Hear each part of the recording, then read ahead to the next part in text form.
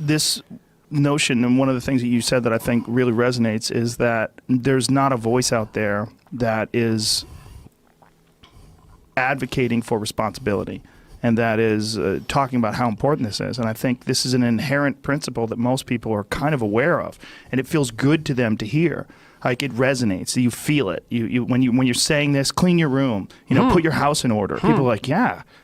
How come I'm not hearing this? Right. How come I'm not hearing this? Well, it's so funny because one of the things psychologists have done for the last 20 years, especially the social psychologists, is push this idea of self-esteem. You should feel good about yourself. And I think, why would you tell someone 20 that? It's like, you should feel good about who you are. It's like, no, you shouldn't. Why should you feel good about who you are? It's like, you should feel good about who you could be. That's way better because you got 60 years to turn into who you could be. But wait a minute. Are you what your accomplishments are, or are you this individual going through this journey?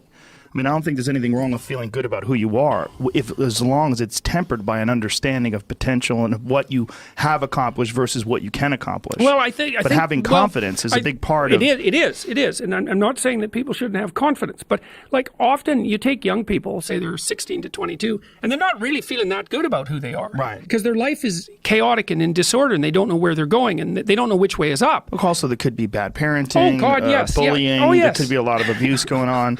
And I think that's one of the reasons why that resonates with people, this idea of be happy about who you are. Right. Feel good about who you are. Right. But the thing is, it has to be stated with precision. It's like, yes. It's like you should treat yourself as if you're valuable, especially in potential.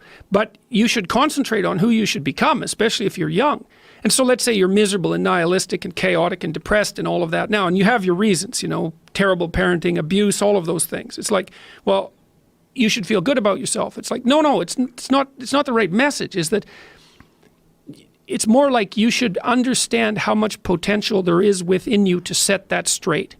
And then you should do everything you can to manifest that in the world, and it will set it straight. And that's better than self-esteem. It's like you're in a crooked, horrible position. Okay, fine. There's a lot of suffering and pain associated with that. Yeah, you can't just feel good about that because it's not good. But you can do something about it. You can genuinely do something about it. And I think all the evidence suggests that that's the case. Yes. So I'm telling young people, look, no matter how bad your situation is, I'm not going to pretend it's okay. It's not okay.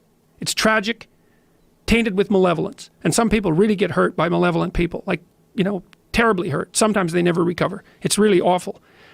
But there's more to you than you think. And if you stand up and face it with a positive, with a noble vision, with discipline and intent, you can go far farther to overcoming it than you can imagine. And that's the principle upon which you should predicate your behavior.